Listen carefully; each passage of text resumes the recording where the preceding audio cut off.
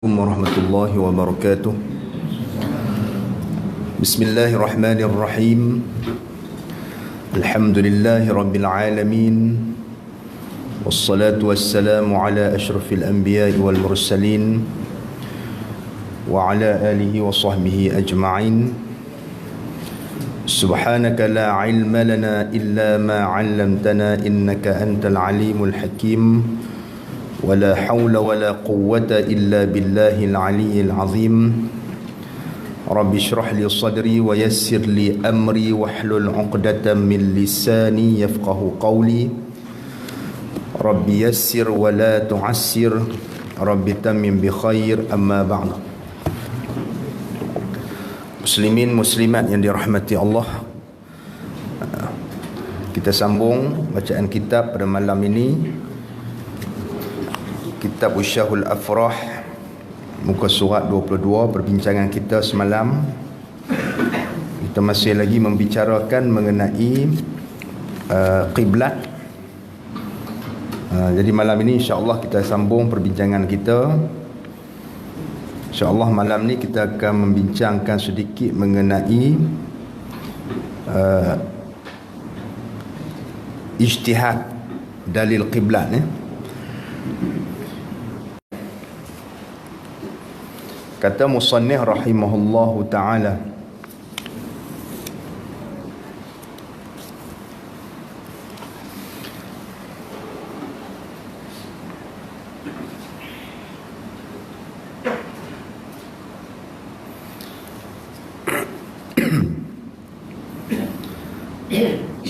baik, semalam perbincangan kita mengenai zon ya. Jadi qiblat ini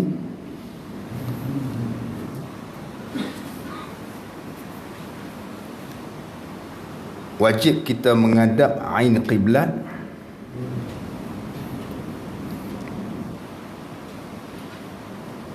dengan yakin ya, bagi orang yang dapat melihat Kaabah. Yang keduanya dengan zon.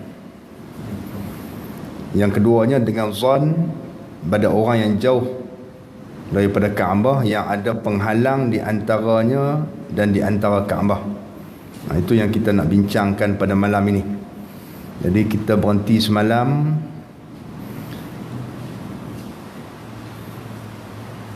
dan harus meninggalkan berhadap kiblat sama ada sembahyang fardu atau sunat ya. Itu tempat yang kita berhenti dan kita insya-Allah kita akan sambung balik. Cuma malam ini kita nak membincangkan mengenai qiblat secara zon ya. Mengetahui qiblat itu secara zon, iaitu bagi orang yang tidak dapat ataupun jauh daripada Kaabah, yang mana antaranya dan ada Kaabah itu ada penghalang. Satunya dia dekat dengan Kaabah tapi ada penghalang seperti bangunan ataupun bukit. Yang kedua, dia jauh daripada Kaabah, tak nampak terus seperti kita yang berada di Malaysia. Baik nah? Jadi kesimpulan ataupun secara ringkasnya, kerana perbincangan kiblat ni agak panjang, apa yang kita amalkan di hari ini berdasarkan kepada zon. Yang kita amalkan di Malaysia berdasarkan kepada zon, sangkaan yang kuat terhadap sangkaan yang kuat ataupun pengetahuan dengan sangkaan yang kuat mengenai kiblat itu ya. Jadi kita menghadap kiblat itu berdasarkan kepada sangkaan yang kuat. Maka sangkaan yang kuat ini perlu ada dalil dia untuk mengukuhkan sangkaan kita, yang dinamakan sebagai dalil qiblah. Okay, jadi kiblat ni dia ada martabat dia. Yang pertama, kiblat ni kita menghadap kiblat, martabat yang pertama menghadap kiblat secara yakin. Ya, menghadap kiblat secara yakin. Yakin ni makna dapat melihat dengan mata. atau dapat menyentuh kiblat tu. Maksud kiblat makna Kaabah. Ya. Jadi yang pertama, martabat kiblat yang paling tinggi sekali, kita menghadap kiblat secara yakin. Maknanya kita yakin dengan melihat melalui mata kita, atau kita sentuh dengan tangan kita, badan kita tu menghadap ke arah kiblat. Ini hanya bagi orang yang nampak Kaabah atau berdekatan dalam Kaabah di dalam kawasan Masjidil Haram. Kemudian martabat yang kedua dipanggil zan. Ya. Martabat yang kedua tu dipanggil martabat yang kedua tu zan. Zan ni makna sangkaan yang kuat lah. Sangkaan yang kuat. Selepas daripada yakin tu dia ada satu lagi satu lagi sebelum zan dipanggil kita mengetahui kiblat kita berpandukan kepada perkhabaran seorang yang dipercayai. Ya, kita dapat kiblat kita tu melalui khabaran orang yang dipercayai, seorang yang adil. Ya, orang yang adil ni orang yang tidak melakukan dosa besar dan tidak mengekalkan dosa kecil, dia tidak dusta. Baik, jadi kalau orang yang adil ni dia beritahu sini arah kiblat, ataupun dia mengaku kata saya melihat Kaabah, ya, sini kiblat, arah ni kiblat, dan saya sendiri melihat Kaabah melalui arah ni. Dia beritahu macam tu, dia mengaku. Maknanya dia beritahu kepada kita melalui pengetahuannya yang yakin. Dia melihat sendiri. Kemudian dia beritahu kepada kita, kiblat ni arah ni. Tahu mana? Saya tengok sendiri kiblat melalui arah ni, kata. Saya nampak Kaabah. Jadi kalau nak semayang dalam rumah saya ni, ikut ni lah arah ni. Jadi dia tu orang adil, orang yang dipercayai, maka kita boleh kira, kita boleh pakai kata-kata dia, boleh terima, dan dia termasuk dalam perkara yang yakin. Baik. Kemudian barulah zan itu. Zan itu bagi orang yang tak dapat melihat Kaabah ataupun mengetahui kiblat secara yakin, seperti yang dinyatakan tadi. Seperti dia ada halangan antara dia dan Kaabah, ataupun dia jauh daripada Kaabah, tak nampak. Baik. Jadi maknanya zan ini ada juga dalil-dalil dia. Ya. Yang pertama, kita melihat mihrab, ya, pada masjid. Ya, masjid tu memang mihrab dia tu memang dipercayai menghadap ke arah Kaabah, kan? Menghadap dia Kaabah. Contohnya seperti Nabi pesan kepada Muaz bin Jabal semasa dia ke Yaman, pada satu masjid tu dia kata kiblat tu di antara dua bukit ni, betul-betul celah-celah dia. Jadi Muaz bin Jabal pun buat masjid ikut kiblat yang Nabi petua dekat dia. Lepas pada tu 1000 tahun dulu lah, zaman sahabat, ya, zaman Nabi SAW. Jadi orang kemudian tu mereka berpandukan kepada masjid yang dibina oleh Muaz bin Jabal, berdasarkan kiblatnya berdasarkan panduan Rasulullah. Itu dipanggil jadi mihrab dia tu menghadap ke arah Kaabah. Nabi duduk di Madinah. Nabi beritahu pada Muaz bin Jabal supaya buat masjid ni menghadap antara dua bukit di sana, di Sana'a. Bila Muaz bin Jabal pergi sana, dia tengok betul ada dua bukit tu, dia buat betul-betul ikut antara celah dua bukit tu. Kemudian Nabi bagi tahu tu berdasarkan kepada wahyu lah, berdasarkan kepada itu mukjizat yang Allah Taala bagi pada Nabi kita. Kerana jarak di antara Yaman dengan Madinah jauh 1000 kilometer. Macam mana Nabi boleh tahu? Bukan ada GPS lagi masa tu. Tak ada teknologi lah. Itulah mukjizat. Apabila dia ukur balik, oleh para ulama kita yang baru ni, menggunakan aplikasi terkini, didapati tepat. Tak hukum, tak apa dah. Biasanya memang Nabi dia berpandukan kepada wahyu Allah, ya. Itu mukjizat yang Allah Taala bagi kepada Nabi kita. Wa ma yantiqu 'anil hawa in huwa illa wahyu yuha. Nabi tidak bercakap mengikut hawa nafsu dia, ya. Dan in huwa illa wahyu yuha, melainkan tidak ada apa yang Nabi tuturkan tu kecuali datang daripada wahyu Allah. Okey nah.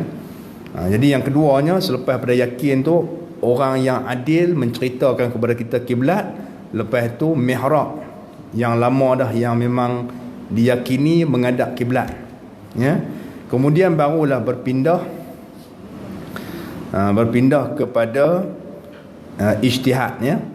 Jadi yang pertama yakin, yang kedua tadi zan lah. Baik. Jadi makna ijtihad ni pun masuk pada zan juga nah.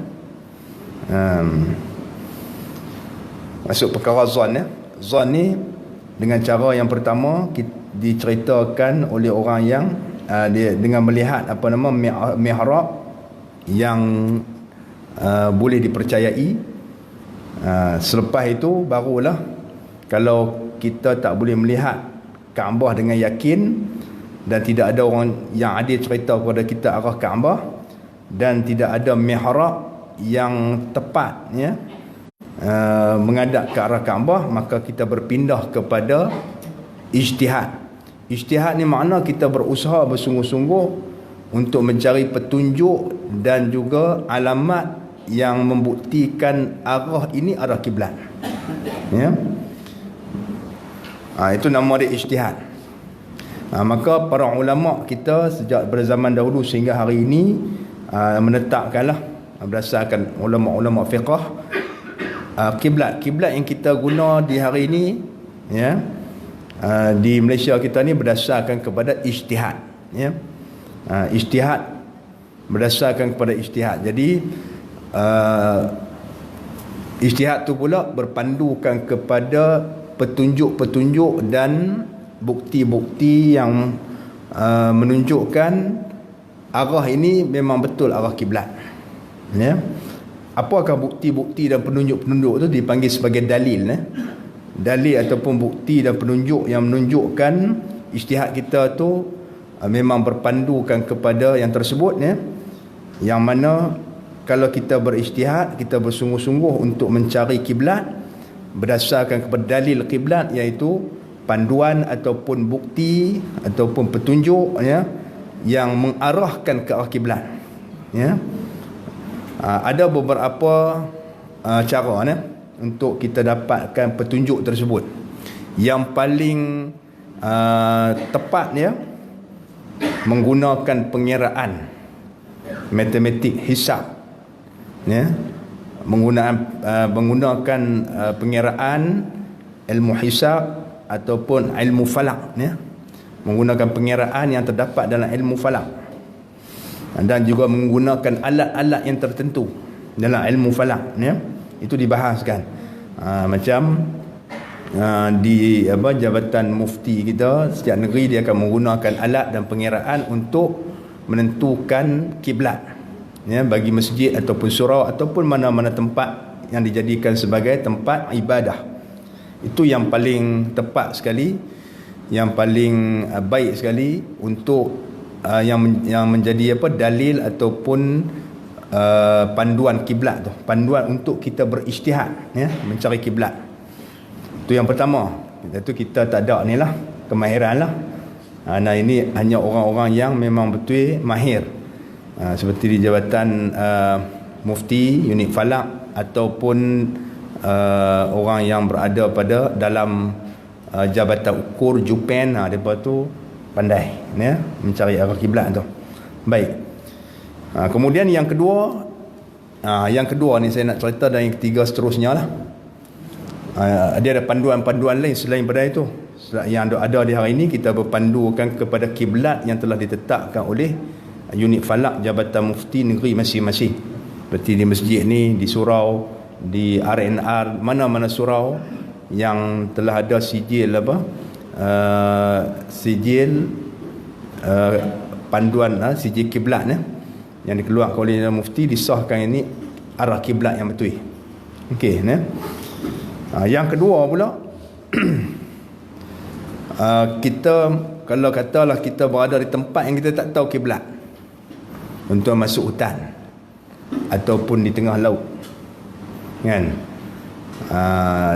ataupun di mana-mana tempat lah yang kita tak tahu kiblat dia ke mana. Mungkin duduk dalam rumah kita nak cari, kita dalam rumah kan, kita sembahyang tahu tak kiblat, tuan-tuan rasa betul tak kiblat tu, duduk di rumah lah ni betul ke tak betul? Kita duduk di rumah kan, betul tak kiblat kita? Kalau rumah kita tu sejajar dengan kiblat masjid, tak apalah. Rumah kita macam ni, belakang tu rumah direct tu sama ya. Jadi menghadap sini terus.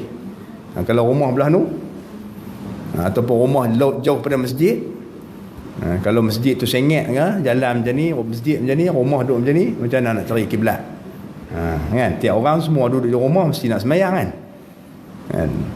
Bukan semua orang main masjid. Jadi itu perlu ada panduan. Yang keduanya, kita menggunakan kompas. Bawah sikit pada tu menggunakan kompas. Kompas tu macam saya bagi tahu pada tuan-tuan lah, jangan guna telefon pintar yang ada pada tuan-tuan tu. Atau cara yang ada di dalam tu, software yang ada tu tak tepat. Ada yang tepat, ada yang tak tepat ya. Yang tepat tu hanya Kiblat Finder tu, kerana dia berdasarkan kepada Google Earth ya. Itu antara yang boleh diterima lah. Itu pun belum tentu lagi, bergantung kepada sistem dalam handphone tu. Kadang-kadang handphone dia gelong, dia jadi rosak juga, kita tak tahu ya. Dan kita gunakan kompas yang betul ya, kompas fizikal tu, kompas yang kita beli tu lah. Jangan beli harga RM2, RM3 super malam je. Budak-budak duk main tu tak jadi ya. Kompas yang digunakan untuk orang masuk hutan ke, ataupun kompas yang digunakan oleh tentera ke, misalnya. Baik, jadi kompas yang elok ni, kompas tu kita boleh cari kiblat kan. Kita boleh cari kiblat. Kita ada smartphone dah, kita tulis di dalam handphone kita tu kita tulis dalam kiblat finder kita tu, kita panggil dia punya bearing kiblat dia kan, darjah kiblat dia akan tunjuklah 292, ada 291 di sini, 291.5 lebih kurang lah ke 292 ni ya. Kalau kita buka kompas kita, kita tengok kompas kita tu, dia mata angin dia tu, jarum kompas menunjukkan ke arah utara, mesti tunjuk pada utara punya. Kalau dia tak tunjuk arah utara, buang kompas tu lah, dia tak betul dah kan. Mesti tunjuk arah utara. Kemudian kita nampak ada arah utara, kiblat kita di antara utara dengan barat. Kiblat kita duduk sebelah barat laut lah, antara utara dengan barat. Ini kita duduk barat laut ni, kiblat kita ni. Jadi dia punya nilai dia 292 ya. Sini tak pasti kulim ni, 291.5 tak silap ya, sama boleh belah sana lah, belah utara kita ni 291.5. Tapi dalam kompas tu dia punya senggatan dia tu kecil sangat, dia ada satu saja, 291 terus masuk 292. Tuan-tuan kena pakai kantar besar lagi, perambang, nak buh tengah-tengah jarum tu payah sikit ya. Kalau tak kena beli kompas besar, besar jam kita, jam dinding tu. Kalau ada senang, senggatan dia lebih teliti lagi. Kalau kompas kecil tu kecil boleh lah, tapi boleh guna kerana dia peringkat ijtihad Ijtihad tu dia tak mestinya, dia tak disyaratkan yakin. Kita tak tahu. Baik, tu je saja yang ada kan. Kita guna kompas tu 291.5 darjah tu apa tulis ya. Ada kompas beli, cari arah tu. Dia punya darjah dia di antara utara dan barat. Dia akan duduk 291.5. Itu panduan untuk mencari kiblat yang kedua. Panduan untuk mencari kiblat cara yang kedua lah. Cara pertama tadi kita tak mampu lah, hanya unit falak dengan jabatan ukur sahaja yang mempunyai kelengkapan cukup dan kemahiran mengira tu. Yang kedua kita pakai kompas tu. Untuk di rumah pakai kompas tu lah. Ada juga orang buat perkhidmatan cari kiblat kan. Tapi kena perhati tengok lah, takut kena skamer lagi naya kan. Masuk-masuk nak kira kiblat, dia tak pisau ke ni tengkok kita habis RM1,000 dengan gelang-gelang habis sabu. Baiklah. Ada juga yang buat perkhidmatan macam tu. Kemudian yang ketiga kita berpandukan kepada bintang kutub utara. Ni bintang kutub utara. Bintang kutub ni dia duduk pada buruj bintang Orient ya. Kutub utara. Baik, jadi bintang kutub utara ni di negara kita ni payah nak tengok. Pasal kita rendah sangat. Orang yang duduk di sebelah Eropah, sebab dia bintang tu duduk di kutub utara tu, nak nampak senang. Kita duduk di dekat dengan khatulistiwa dan selatan kan. Jadi yang boleh nampak, kalau orang yang duduk di Perlis boleh nampak. Ya?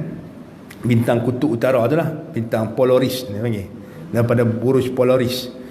Bintang kutub utara tu dia duduk. Dia kalau kita nak tahu, kita cari kompas tengok mana utara, nanti kita tengok malam nampak. Tapi bukan ada setiap ketika ni. Bintang kutub utara ni bulan April sampai bulan Jun saja yang putih-putih terang. Tu pun kena naik belah Kelantan, belah utara, belah Perlis Lepas Perlis siang tak boleh masuk. Dekat Perlis Perlis lah paling negeri paling utara sekali, boleh nampak. Ya. Kita duduk belah sini payah nampak sikit. Ya. Saya nampak. Kecuali bintang Orient itu boleh. Baik. Itu salah satu ni lah yang disebut oleh para ulama dalam kitab, dipanggil Kutub Syamali. Ya, bintang kutub utara. Cuma di negara kita ni payah nak nampak lah. Kecuali di Perlis boleh nampak. Dia muncul antara jam 8.30 sampai 10.30 malam macam tu lah. Waktu pergerakan bintang tu.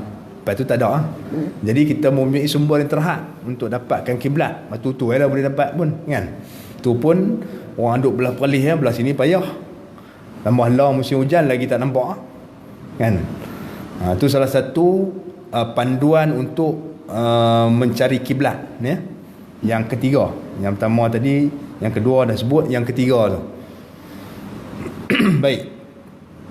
Ataupun kalau di tempat kita ni yang masyhur dipanggil bintang kutub selatan. Boleh juga. Bintang kutub selatan. Bintang kutub selatan ni dia bukan tunjuk arah kiblat tuan-tuan. Kena ingat, bintang kutub utara ni dia tidak menunjuk ke arah kiblat. Dia menunjuk ke arah utara. Kita kena kira pula lepas tu. Kena kira pula. Jangan salah faham tu bintang utara tu kan. Kita mengadap itu tak betul. Mengadap utara mana boleh. Kerana Kaabah dia duduk sebelah barat laut ya. Nilai dia tadi saya beritahu darjah dia 292. Ya, kalau daripada inilah kosong darjah, daripada arah barat naik ke utara 292 darjah. 1.5 darjah. Baik. Bintang kutub utara ni kalau kita nampak lah kan. Satu lagi bintang Orient. Kalau bintang Orient tu boleh, tu pun ada waktu dia dan ada masa dia. Ada waktu, ada bulan dia dan ada waktu dia. Orient tu dia menunjuk ke arah kiblat. Bintang kutub utara ni dia hanya menunjuk ke arah utara, tapi kita kena kira balik. Nampak lah. Kena kira balik lah. Kena kira balik nak cari kiblat. Bukan kira macam mana, semua pakai tangan dia. Contohnya kalau bintang tu arah sini, kita tengok betul-betul tepat sini kan, nampak di atas langit bintang tu. Jadi kita kena condong ke arah barat 67 darjah 30 minit macam tu lah. Kita ambil dalam 68 darjah boleh ya? Daripada utara kena kira 68 darjah. Macam mana nak kira? Dia kena guna panduan tangan. Kita tengok nampak, kalau kita buka macam ni, ini dia punya senggang dia ni, daripada sini ke sini 20 darjah. Kalau kita tengok kata jam tu, tu bintang kutub utara, kita buat sini kena tambah lagi 3 kali, 20, 40, 60. Sana dah. Kemudian 7 lagi nak cari macam mana? Dia kalau banyak ni 8 darjah. Kalau banyak ni 5 darjah. Kalau satu ni 1 darjah. Kalau tuan-tuan nak tahu ketinggian matahari, pakai macam ni lah. Ni 1 darjah. Ini 5 darjah ketinggian matahari. Kan? Yang ni 8 darjah. Nak cerita dah. Kalau tak mau cerita, saya langkah terus ya. Nak cerita dah. Nampak macam segan, tak mau ambil tahu. Saya saja nak cerita. Kalau tak mau cerita, saya nak langkah terus je. Kan? Cerita lah. Boleh? Yang tu kalau tuan-tuan nak guna lah. Kalau nak guna. Contohlah, tuan-tuan nak tahu waktu duha. Nak tahu waktu duha kan? Waktu duha tu matahari naik, kita tak tahu kira apa. Dia kata matahari naik segala. Matahari naik segala. Segala tu nak pergi cari galah panjang mana? Kan? Nak cari panjang mana? Jadi matahari dia naik 7 darjah daripada ufuk dia.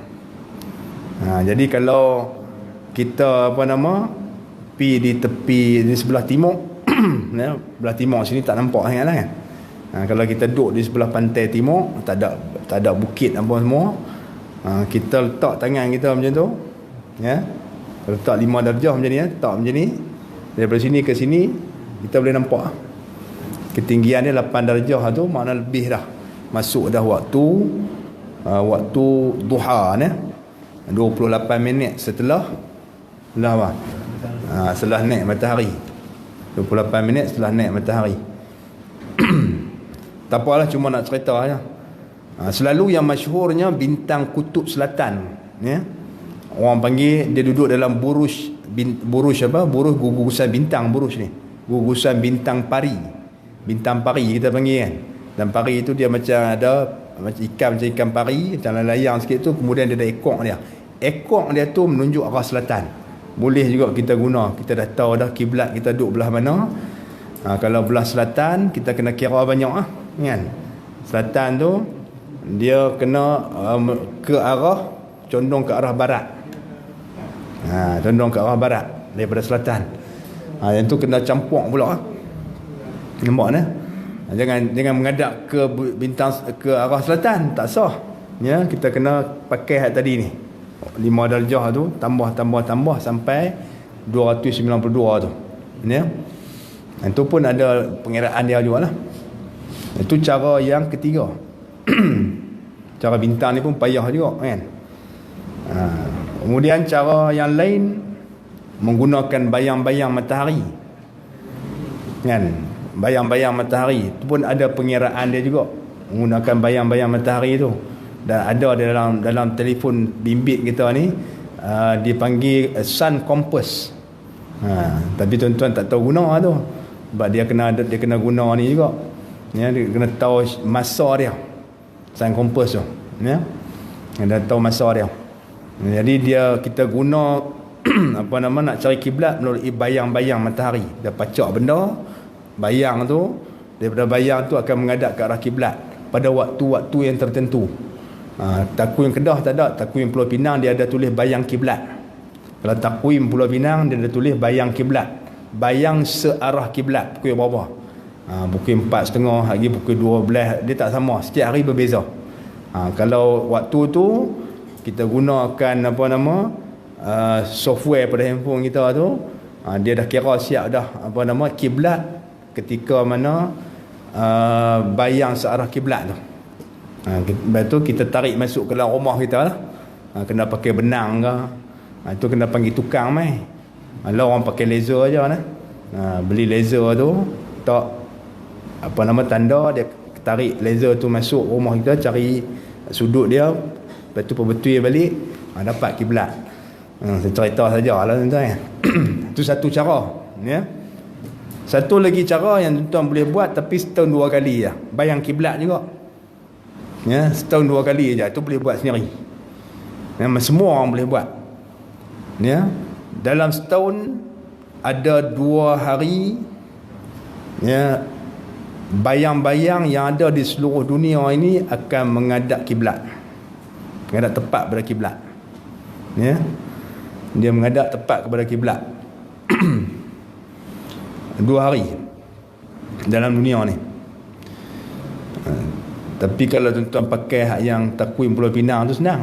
Dia ada bayang arah kiblat tu, kita tengok ada tanda orang tu. Saya pacak time tu, waktu tu dia tunjuk bayang dia ke arah barat. Kita ikut tu. Pulau Pinang senang, ya. Baik. Dia ada di dalam setahun ni 2 hari saja. Tuan-tuan tu boleh cari sendiri. Bayang-bayang searah kiblat ke arah searah kiblat ni pada 28 Mei dan 16 Julai. Semua lepas dah, kan? Setahun 2 kali mana matahari duduk betul-betul tepat pada Kaabah. Pada pukul 12 tengah hari di sana tu, di waktu Mekah tu duduk tepat Kaabah. Kita di sini kena tolak lah perbezaan masa. Semua mengaji ni lah, geografi dulu ni, atau mengaji di sekolah, kan? Perbezaan masa kita. Kalau 28 Mei bayang yang menunjuk betul tepat pada kiblat jam 5.16 petang. Kalau 16 Julai jam 5.28 petang. Masa dia tak berubah nah. Masa dia tak berubah selagi mana kita mengikut Greenwich Mean Time tu, GMT kan, dia tak akan berubah lah masa, ya. Masa sama setiap tahun. 28 Julai jam 5.16 petang, 16 Julai jam 5.28 petang. Yang tu tuan-tuan pacak sendiri kayu, tapi kayu tu mesti tegak betul. Cari timbang ayak. Tak timbang ayak dan kayu tu jangan kayu bengkok ke, kayu belok ke, tak mau, kayu tepat. Ataupun cari ni lah besi ke, batang kayu besi nakur tu pun boleh. Itu sama lah. Lepas tu pacak, kemudian tak timbang ayak. Tak tahu timbang ayak tu, pergi cari tukang mai, suruh dia timbang ayak, tengok dia tahu, kan? Bagi tepat 90 darjah dengan tanah. Nanti 5.16 petang tu tengok betul-betul tepat, dapat bayang garis terus. Garis lah, tapi garis kena ingat bayang tu dia menghadap ke arah mana? Timur. Sebab matahari tenggelam ke arah barat. Kan garis-garis kita tengok ni dah kiblat menghadap timur. Tak sah sembahyang. Ya. Garis itu pula cari barat pula belah mana? Arah sanalah. Kalau bayang menghadap belah timur, mana kita terbalikkan menghadap sebelah barat. Ya. Jadi begitu. Mana garis macam ni, bayang tetap pacak. Bila kita pacak tu, matahari di sini, kan, matahari di sini, jadi bayang di sini. Kita garis ya. Nanti bila kita nak semayang menghadap sana, jangan pergi menghadap gunung. Menghadap gunung tak sah semayang. Sebab matahari bila turun ke barat, bayang dia terbalik ke arah timur, kan. Itu semua ni lah. Ini semua ni akal-akal tu, pakai akal. Kena pakai akal. Ya. Okey lah. Itu cara yang ketiga. Yang keempat lah. Kemudian kalau kita masuk hutan. Kita masuk hutan, tuan-tuan. Bila masuk hutan kan, sesatlah hutan ke tang mana, macam mana nak cari kiblat. Agak-agaknya lah. Masuk hutan tebal, matahari tak nampak. Ataupun musim hujan ni awan kan, tebal tu tak ada matahari. Bayang pun tak nampak agak. Ataupun malam misalnya. Kalau siang hari betul-betul masuk hutan tebal tak nampak dah. Mana buat macam mana? Nak cari kiblat. Jangan yakin. Tak boleh. Dah yakin macam mana? Dia kena yakin, kena ada bukti. Yakin tu kita nampak Kaabah depan mata kita. Ini contoh ijtihad ni. Ijtihad maknanya kita kena cari bukti. Ya. Kita akan belajar dulu kan, belajar sekolah dah dulu. Apa nama, belajar sains dulu kan, belajar kan. Itu dah guna dia. Tapi itu dia lah, kita belajar jadi macam robot. Ilmu tak guna. Ya? Ilmu kita tak boleh nak guna pun. Boleh guna untuk kerja kita pun sikit lah. Kalau kita belajar tu, banyak kita tak boleh guna. Kalau agama ni tuan-tuan, kalau mengaji, semua kena guna. Itu untung mengaji agama. Mengaji agama ni kan, semua bidang ilmu hak dalam agama ni, ilmu apa, ilmu bertata bahasa Arab, ilmu tafsir, ilmu apa, ilmu akal, ilmu falsafah Islam, semua guna. Kalau tak guna tu, dia tak boleh nak faham apa nama agama ni. Kena guna. Jadi untung mengaji, tak ada rugi. Habis duit pun untung. Habis duit pun puas hati. Kita mengaji di sekolah ni, nak guna tang kerja kita minat nak jadi engineer adalah kena apa, jadi apa nama ni, elektrik kan, engineer elektrik adalah kena pi jadi tukang rumah. Nampak macam mana? Kan, kena jadi pomen kereta kan, engineer kereta contoh dia kan. Tak sangkut pot langsung rugi mengaji. Nampak macam mana? Yang tung-hatung macam tu lah kan. Jadi rugi kan. Macam mana kita nak cari tuan-tuan? Kalau kita duduk dalam hutan, ada siapa ada idea tak? Askar, siapa dia askar? Bekas askar sini mesti tahu nya, atau pengakap kan, atau kalau siapa tahu, kalau bekas askar mesti tahu nya. Okey tuan-tuan, yang pertamanya tanda dia, kalau kita tak ada kompas, tak ada apa semua, jadi tanda yang paling lemah lah. Sebab tu ijtihad ni tak apa dah. Kalau ada bukti yang lemah pun boleh dah kan, daripada tak ada menghadap, tak tahu nak menghadap kiblat langsung. Kalau menghadap kiblat secara gamak-gamak tak sah, tapi kalau kita ada bukti yang lemah dia pun boleh, ya, sah dah sembahyang kita, ya. Kerana apa nama, la tukallafu nafsun illa wus'aha, tidak dibebankan seorang tu melainkan sekadar kemampuannya. Bila dia duduk dalam keadaan begitu, susah dalam hutan ke, kompas rosak, kompas tak ada ke, sembahyang kena sembahyang kan.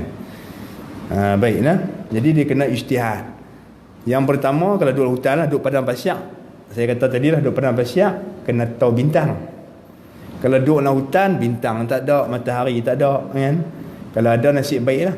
Kalau tak ada, macam mana? Kita cari pokok. Memanglah pokok ada kan. Pokok tu lah jadi panduan kiblat. Macam mana pokok boleh jadi panduan kiblat.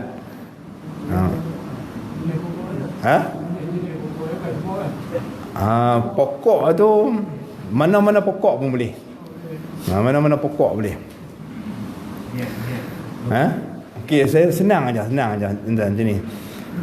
Tuan duk perhati tak? Kadang-kadang kita tak perhati pun lah, di rumah kita pun kita duk perhati tanam bunga tu. Tak pernah duk perhati pun, betul tak?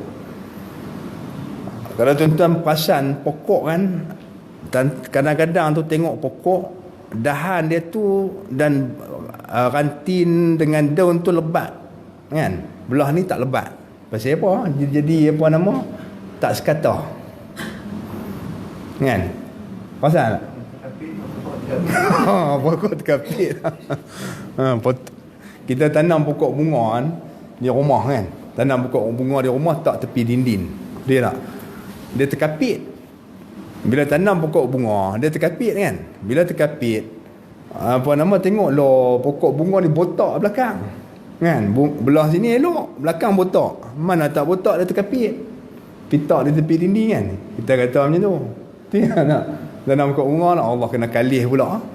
Kita kalih pula lama tu, barulah dia elok. Hak belakang terkapit pula. Hanya elok tu. Kan? Tak perasan lagi. Tak perasan lagi tu. Kita belajar sains lama dah belajar no, jadi tak ingat dah, tak ada peduli langsung lah. Baik nah. Ya. Cahaya matahari. Tuan kita akan belajar sains dulu lah. Kita belajar sains sekolah rendah lah. Betul tak? Tapi tak ingat dah lah. Pokok ni memerlukan cahaya matahari untuk menjalankan proses fotosintesis dia kan. Tak apalah tuan tu. Tak ingat dah tentang apa fotosintesis, aku tak tahu dah kan. Tak apalah tuan tu kan.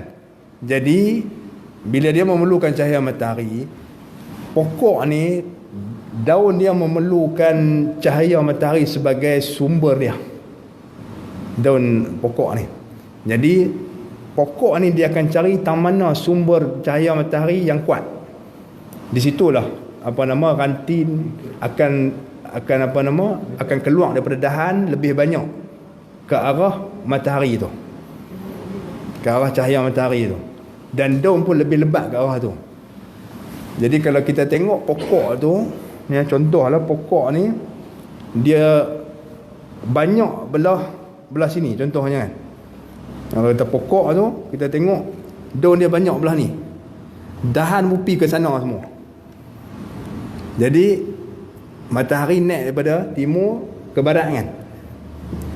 Kalau duk banyak belah ni, makna banyak terima matahari belah ni. Sama ada belah ni barat ataupun timur. Dua kemungkinan. Matahari naik kan. Kena tengok pula lah, ada halangan pokok lain tak. Kalau tak ada halangan pokok lain, katalah belah timur ada halangan pokok, belah barat ni tak ada halangan pokok apa-apa kan. Maka kita tengok belah barat ni kan, banyak daun keluar. Pasal sini halangan pokok tu tak, cahaya matahari boleh masuk. Kita nampak dahan daun pergi ke arah sana, kita tahu sana barat. Kalau orang sesat hutan, dia akan tengok panduan ni kan. Di sana barat. Daripada barat ni lah kita kira hak tadi. Hak jari tu bagi dapat 67 darjah daripada kalau barat dia kena tambah dia kena tambah daripada utara ke barat ni dia 90 tolak 67. Berapa? Tambah sikit je. Dalam apa? 90 tolak 6. Dan 20 darjah lebih kan? Tambah tu, itulah arah. Tambah 20 darjah ke arah utara. Contoh dia itulah kiblat. Pakai hak tadi. Ya. Itu lebih kurang. Kalau kita sesat dalam hutan. Belajar mana? Sekolah sains dulu belajar tu. Tapi kita belajar saja tak guna kan. Boleh guna untuk ni. Dan yang terakhir, yang paling lemah sekali kata ulama kan, angin juga menjadi panduan kiblat. Angin tu nak tahu macam mana angin boleh jadi panduan kiblat. Ini paling lemah sekali lah. Pasal payah kita nak tahu angin ni. Pasal apa angin menjadi panduan kiblat? Sama juga kita belajar di sekolah rendah dulu ni. Kan? Malaysia kita ni ada dua monsun kan. Monsun barat daya dengan monsun timur laut. Matahari itu angin tu dia akan bertiup. Musim lah ni musim orang panggil angin barat. Orang tutup panggil angin barat lah. Monsun barat daya. Untuk tuan-tuan perasan angin selalu mai ke arah sana. Kan? Duduk di rumah angin duduk mai kau ni. Kuat angin ni. Mai menghadap rumah kita. Angin barat lah tu. Tapi dia tak kuat pasal kita tak boleh pastikan. Angin tak nampak. Kadang-kadang angin tu mai pada utara. Kan? Kadang-kadang dia mai dua arah. Selatan dengan barat. Ataupun utara ni kita tak tahu. Kadang-kadang tengah angin barat tu mai. Angin selatan pun mai juga. Contoh dia kan. Jadi kita tengok angin pelbagai arah ni belah mana. Susah nak agak. Kan? Tapi kena ada pengetahuan juga ni musim apa. Kan? Lah musim angin barat. Dia masuk bulan 11 esok ni mula angin timur dah. Musim timur orang panggil sejuk sikit kan. Angin timur laut. Di situ baru kita boleh buat panduan untuk cari kiblat. Itu lah. Tapi panduan yang paling lemah sekali lah untuk mencari arah barat daya, kita nak cari arah barat laut. Payahlah sikit dia jadi ijtihad kita tu, panduan kita tu terlalu lemah. Ya. Itu cara-cara nak cari kiblat melalui ijtihad. Okey dah. Baik. Sikit lagi nah. Dia sambung sikit di sini. Dia kata dan harus meninggalkan berhadap kiblat sama ada sembahyang fardu atau sunat pada sembahyang syiddatil khauf, pada perang yang harus, seperti perang muslimin akan kufar dan perang ahli adli akan burah. Burah ni makna pemberontak ni, yang melawan kerajaan Islam yang adil. Baik. Jadi kiblat ni ada pengecualian kita. Boleh kita tidak menghadap kiblat untuk sembahyang fardu dan sembahyang sunat hanya ketika sembahyang ketika sangat takut, iaitu ketika peperangan. Kalau dalam perang, sembahyang fardu dan sembahyang sunat, kalau ada keperluan boleh kita tidak menghadap kiblat. Ya. Waktu tengah perang misalnya kan, tengah berlaku peperangan. Kalau waktu duduk di camp tak apalah. Waktu tengah berlaku peperangan ni, tengah duduk menembak, tengah duduk menggempur musuh, orang musuh menggempur kita kan, kita dah masuk waktu sembahyang dah kan, kita menghadap musuh dan kita sembahyang dengan cara sembahyang ketika perang. Kaedah-kaedah dan cara-cara dia tu ada dalam kitab fiqh kan. Baik, ini askar pandai lah sembahyang ketika perang ni. Baik, ketika itu boleh ya, seperti kita perang yang harus, perang yang dibenarkan, perang yang harus pada syarak dua ya. Yang pertama perang orang Islam akan orang kafir, boleh kita tak menghadap kiblat ketika kita tengah perang tu. Yang kedua perang ahlul adli, iaitu perang kerajaan yang adil dengan pemberontak. Ya, pemberontak. Orang yang dalam negara kita juga tetapi memberontak dengan kerajaan Islam yang adil. Maka tentera dia tu bila perang ketika itu boleh tak menghadap kiblat, kerana perang itu dianggap sebagai perang yang harus pada syarak ya, bukan perang yang haram. Perang yang haram ni perang kerajaan Islam membunuh orang yang tidak berdosa, yang tak ada menentang dia pun kan, memerangi dengan tanpa ada penentangan atau pemberontakan saja, nak pergi bunuh orang kampung tu, bunuh ni, yang tu perang tu dipanggil perang yang haram ya. Baik. Maka perang macam tu tidak ada kelonggaran untuk meninggalkan kiblat ketika itu. Maka sembahyang ia betapa sedapatnya. Orang yang dalam peperangan, sembahyang dalam peperangan ni ketika tengah berperang, bertempur, dia sembahyang kadar mana yang dia boleh ya, mengikut kemampuan dia untuk mengambil ruang untuk sembahyang tu ketika tengah-tengah melakukan peperangan ya. Baik. Dan tiada wajib qada atasnya. Tidak wajib qada di atas orang yang sembahyang tanpa menghadap kiblat ketika perang ni. Kerana itu diberi kelonggaran oleh syarak ya. Kerana apa? Jadi baru kita tahu kata ibadah sembahyang ni tidak pernah gugur sekali-kali walaupun tengah perang ni takut tuan-tuan. Askar yang berlatih pun bila dengar senjata pun dia takut. Kita jangan tanya kencing dan seluar no, tak biasa ada kencing dan seluar ya. Askar sendiri pun yang dah berlatih mereka pun takut, tambah kita orang awam kan. Lepas tu nak sembahyang tak sembahyang dah kita ni, dengan lemah iman kita ni kan, tak sembahyang dah, tak kira qada. Kita senang ya.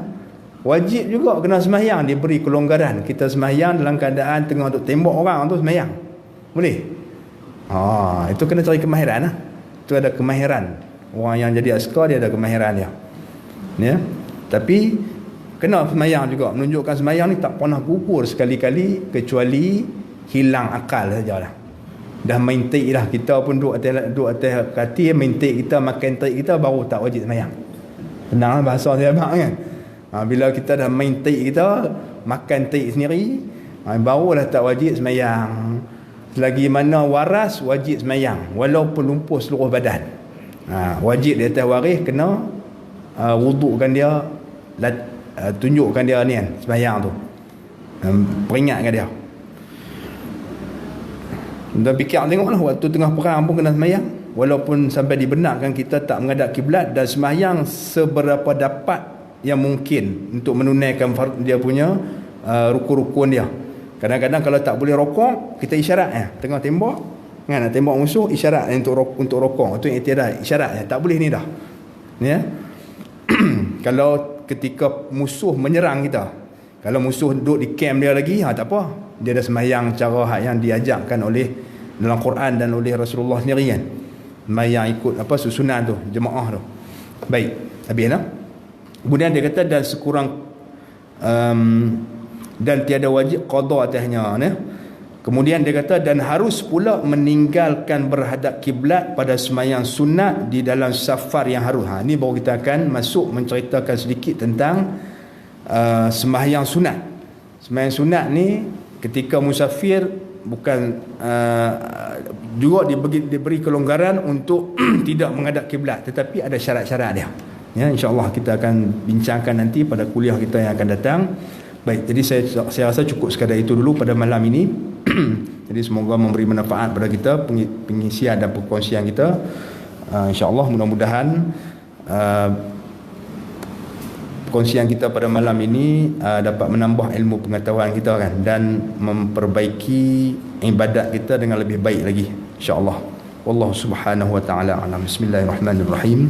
Alhamdulillahirabbil alamin, wassalatu wassalamu ala asyrafil anbiya'i wal mursalin wa ala alihi wa sahbihi ajma'in. اللهم افتح علينا فتوح العارفين وفقهنا في الدين واجعل أعمالنا خالصة لوجهك الكريم برحمتك يا أرحم الراحمين. اللهم ارزقنا فهم النبيين وحفظ المرسلين وإلهام الملائكة المقربين برحمتك يا أرحم الراحمين. ربنا آتنا في الدنيا حسنة وفي الآخرة حسنة وقنا عذاب النار. وصلى الله على سيدنا محمد وعلى آله وصحبه وبارك وسلم. الحمد لله رب العالمين.